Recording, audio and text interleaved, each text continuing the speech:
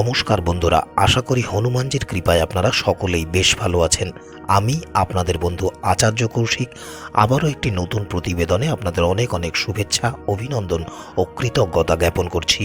আজকের এই প্রতিবেদনে আলোচনা করব সিংহ রাশি বা সিংহ লগ্নের জাতক জাতিকাদের ইংরেজি দ্বিতীয় মাস অর্থাৎ ফেব্রুয়ারি 2024 কেমন কাটতে চলেছে এবং কি উপায় বা প্রতিকার করলে মাসটি আরও ভালো অতিবাহিত করতে পারবেন। তার আগে আপনাদের কাছে একটা ছোট্ট আবেদন, আপনারা যদি এই চ্যানেলে প্রথম এসে থাকেন তবে অবশ্যই চ্যানেলটিকে সাবস্ক্রাইব করে পাশে থাকা বেল আইকনটিকে ক্লিক করে দেবেন, যাতে জ্যোতিষ সম্পর্কিত নানা প্রকার সঠিক ও নির্ভুল তথ্য আপনি সবার আগে জানতে পারেন। তো আসুন প্রবেশ করি আজকের মূল আলোচনায়।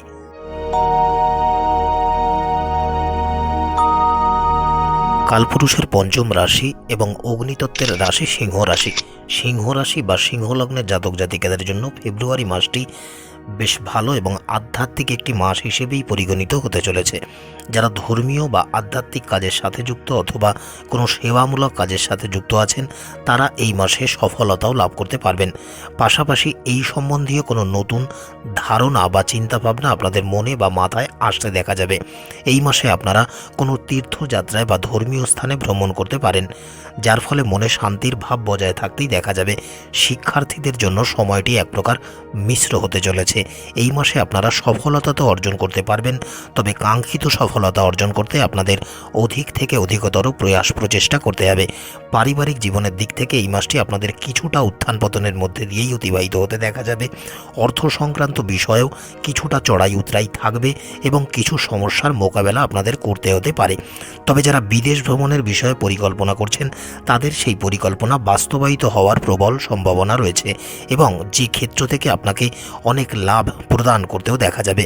আসুন এবারে জেনে নেওয়া যাক সিংহ রাশি বা সিংহ লগ্নের জাতক জাতিকাদের ফেব্রুয়ারি মাসের প্রতিটি বিষয়ের বিস্তারিত রাশি ও লগ্নফল। যদি পেশাগত বা কর্মজীবনের বিষয়ে আলোচনা করা হয়, তবে ফেব্রুয়ারি মাসটি সিংহ রাশি ও সিংহ লগ্নের জাতক জাতিকাদের জন্য কিছুটা চ্যালেঞ্জিং হতে পারে, বিশেষ করে মাসের শুরুর সময়টি। কারণ যারা চাকরির সাথে যুক্ত আছেন, তাদের চাকরিতে হঠাৎ পরিবর্তন সংঘটিত হওয়ার সম্ভাবনা রয়েছে। আপনাদের দশম ভাবের অধিপতি প্রেম ও ঐশ্বর্যের দাতা শুক্র গ্রহ পঞ্চম ভাবে অবস্থান করে আছেন, যেখানে ইতিমধ্যেই শক্তি ও পরাক্রমের দাতা মঙ্গল গ্রহ বিরাজমান। অতএব এই সংযুক্তির প্রভাবে আপনাদের কর্মে কোনো পরিবর্তন হতে পারে, তবে যে কোনো নতুন ক্ষেত্রেই আপনারা যুক্ত হবেন, সেই ক্ষেত্র থেকেই সফলতা লাভ করতে পারবেন বা সফলতা অর্জন করতে পারবেন। সুতরাং এই সংযুক্তি আপনাদের পেশাগত জীবনে নানা পরীক্ষার সম্মুখীন করাতে পারেন। তবে যেহেতু আপনাদের ষষ্ঠভাবে অর্থাৎ মকর রাশিতে যুবরাজ বুধ এবং ভগবান সূর্য নারায়ণের সংযুক্তিতে বুধাদিত্য যোগ সৃষ্টি হয়েছে, তাই এর শুভ প্রভাবে আপনারা আপনাদের প্রতিটি কাজে বুদ্ধিমত্তা, সাহসিকতা এবং পরিকল্পনার দ্বারা সম্পন্ন করার সংকল্প গ্রহণ করতে দেখা যাবে। পাশাপাশি এই কাজে আপনারা কাঙ্ক্ষিত সফলতাও অর্জন করতে পারবেন। মাসের দ্বিতীয়ার্ধে যখন মঙ্গল ও শুক্র আপনাদের ষষ্ঠভাবে অর্থাৎ মকর রাশিতে গোচর করবেন, সেই সময় আপনাদের যারা বিরোধী বা প্রতিদ্বন্দ্বী আছেন, তাদেরকে বেশ সক্রিয় হয়ে উঠতে দেখা যাবে এবং তারা আপনার নানা কাজে বাধা বিপত্তি সৃষ্টি করতে পারেন। তাই এই সময় কোনো প্রকার বিভ্রান্ত না হয়ে লক্ষ্যের প্রতি অবিচল থেকে কর্ম সম্পাদন করতে হবে। যারা ব্যবসা কার্যের সাথে যুক্ত, তাদের জন্য ফেব্রুয়ারি মাসটি অত্যন্ত শুভ হতে চলেছে, কারণ আপনাদের সপ্তম ভাবের অধিপতি ন্যায় ও কর্মফলদাতা শনি মহারাজ সপ্তম ভাবেই অধিষ্ঠান করবেন, যার ফলে আপনার ব্যবসায় ধীরে ধীরে উন্নতি ও অগ্রগতির হতে দেখা যাবে বা এটি সেই দিকে ধাবমান হতে দেখা যাবে। এমনকি এই সময় কোনো ব্যবসায়িক ভ্রমণও সংগঠিত হতে পারে, যে ভ্রমণ থেকেও আপনারা বিশেষভাবে উপকৃত হতে চলেছেন। যারা দীর্ঘমেয়াদী কোনো প্রকল্প শুরু করতে চান, তাদের জন্য সেই পরিকল্পনা বাস্তবায়িত হওয়ার সম্ভাবনা অনেকাংশে বেশি, যেটি আপনাদের ভবিষ্যতের জন্য অত্যন্ত লাভজনক প্রমাণিত হতে চলেছে। যদি অর্থনৈতিক দিক থেকে বিচার করা হয়, তবে এই মাসটি সিংহ রাশি বা সিংহ লগ্নের জাতক জাতিকাদের বেশ ভালো প্রমাণিত হতে চলেছে। যদিও মাসের শুরুটা আপনাদের জন্য কিছুটা চ্যালেঞ্জিং হতে পারে, কারণ মাসের শুরুতেই আপনাদের পঞ্চম ভাবে মঙ্গল ও শুক্রের সংযুক্তি করছে এবং যার প্রভাব আপনার একাদশ ভাবকে প্রভাবিত করবে। আবার ষষ্ঠভাবে বুধ ও শুক্রের সংযুক্তি আপনাদের দ্বাদশ ভাবকে প্রভাবিত করবে, যার ফলে আপনাদের ব্যয় বৃদ্ধি পাওয়ার আশঙ্কা করা যাচ্ছে। এমনকি নানা প্রকার অপরিকল্পিত ব্যয় বা আকস্মিক ব্যয় বৃদ্ধি পাওয়ার আশঙ্কা রয়েছে। এমনকি এই সময় আপনাদের অনেক বিলাসিতা বা সুখ স্বাচ্ছন্দ্যের জন্য অধিক ব্যয় করতে হতে পারে। তবে এই অবাধ ব্যয়ের প্রতি আপনাদের সচেতন ও নিয়ন্ত্রণ থাকতে হবে, অন্যথায় কোনো আর্থিক সমস্যার সম্মুখীন হতে পারেন। আবার যেহেতু আপনাদের দ্বিতীয়ভাবে গোপনীয়তা ও আধ্যাত্মিকতার কারগ্রহ কেতু মহারাজ অবস্থান করবেন, তাই অধিক অর্থলাভ হওয়া খানিকটা কষ্টসাধ্য হতে পারে। পাশাপাশি আপনাদের অষ্টমভাবে মায়াবী তথা ছায়াগ্রহ রাহু মহারাজ অবস্থান করার কারণে আপনারা আকস্মিক কোনো অর্থক্ষতির সম্মুখীন হতে পারেন।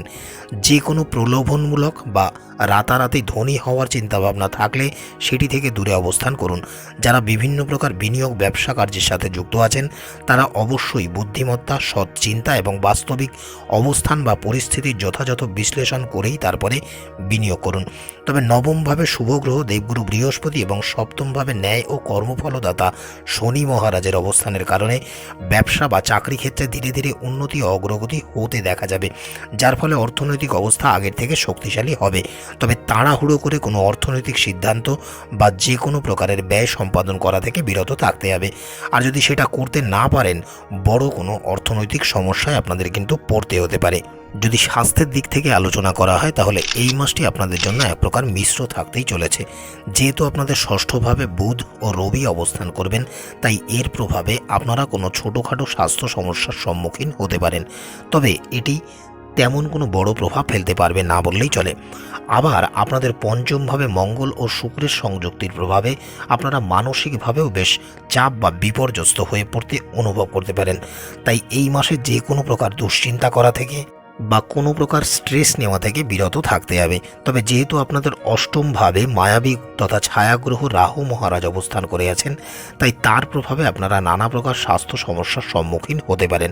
তবে যেহেতু নবমভাবে দেবগুরু বৃহস্পতি অবস্থান করবেন, তার কৃপায় আপনাদের স্বাস্থ্য বেশ অনুকূলেই থাকতে দেখা যাবে। পাশাপাশি তেমন বড় ধরনের কোনো স্বাস্থ্য সমস্যা হবে না বললেই চলে। তাই এই মাসে আপনাদের খাদ্য পানীয়ের প্রতি অধিক যত্নবান হতে হবে এবং আপনারা যদি নিজেদের সুশৃঙ্খল জীবনযাপনে অভ্যস্ত করতে পারেন, সেটি আপনাদের জন্য অত্যন্ত সহায়ক প্রমাণিত হবে। যদি প্রেম বা বিবাহের দিক থেকে বিচার করা হয় তবে সিংহ রাশি বা সিংহ লগ্নের জাতক জাতিকাদের জন্য মাসের শুরুর সময়টা বেশ চমৎকার প্রমাণিত হতে চলেছে। আপনাদের পঞ্চমভাবে মঙ্গল ও শুক্রের সংযুক্তির কারণে যারা প্রেম সম্পর্কের সাথে যুক্ত আছেন তাদের সম্পর্কে রোমান্টিকতা বজায় থাকতেই দেখা যাবে। দীর্ঘদিন যাবৎ যদি আপনাদের প্রেমের সঙ্গী বা সঙ্গিনীর সাথে কোনো প্রকার বাদানুবাদ চলে থাকে, তবে তা মিটে গিয়ে সম্পর্কে পারস্পরিক বোঝাপড়া আগের থেকে অনেক উন্নত হতে দেখা যাবে। তার পাশাপাশি আপনারা যে একে অপরের পরিপূরক সেটিও অনুভব করতে পারবেন। ফলস্বরূপ আপনাকে আপনার সঙ্গী বা সঙ্গিনীর জন্য নিঃস্বার্থভাবে অনেক কিছু করতেও দেখা যাবে, যাতে তার মনে খুশি বা সুখের সঞ্চার হয়, যার ফলে আপনাদের সম্পর্কের মধ্যে অনেক মধুরতা বৃদ্ধি পেতে দেখা যাবে। যারা দাম্পত্য জীবনযাপন করছেন তাদের জন্য এই সময়টি বেশ অনুকূল হতে চলেছে।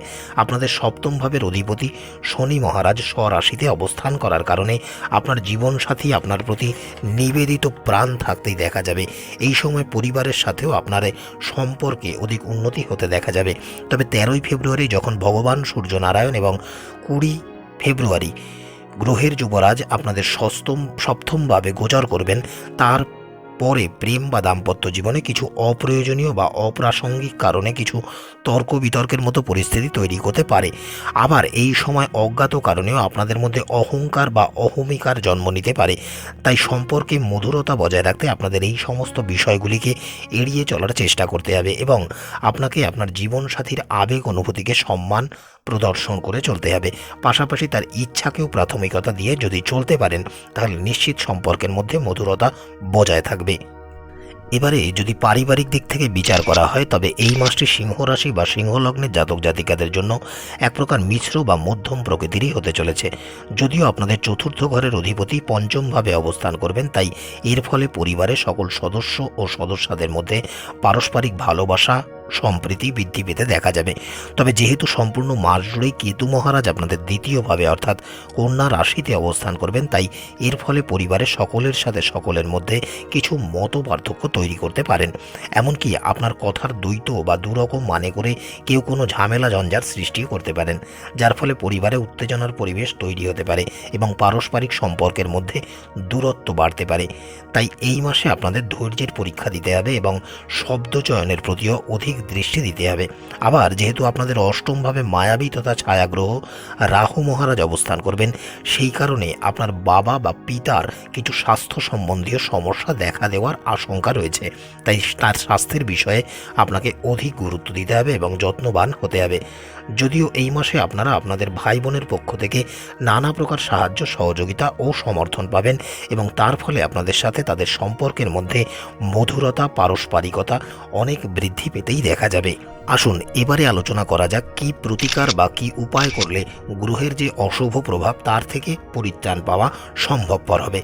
যারা সিংহ রাশি বা সিংহ লগ্নের জাতক জাতিকারা আছেন, প্রতিদিন আপনার সাধ্যানুসারে রাস্তার বা পথচারী কুকুরদের কিছু খাবার খাওয়ান। যে কোনো কাজে বের হওয়ার আগে আপনার কপালে অবশ্যই একটি কেশর বা হলুদের তিলক লাগিয়ে তারপর সেই কাজে বের হন। প্রতি বৃহস্পতিবারে যে কোনো অভাবী বা দরিদ্র মানুষের মধ্যে খাবার বিতরণ করুন। প্রতিদিন তামার পাত্রে জল, সিঁদুর ও লাল ফুল সহযোগে ভগবান সূর্যনারায়ণকে অর্ঘ্য নিবেদন করুন। আশা করি ভালো ফল পাবেন। আপনাদের জন্য অনেক অনেক শুভকামনা রইল। ভালো থাকবেন, সুস্থ থাকবেন। বালাজি আপনার মঙ্গল করুন। ওম নমো হনুমতে রুদ্রাবতারায় দেবদানব ঋষিমুনিধরদায় রামদূতায় স্বাহা।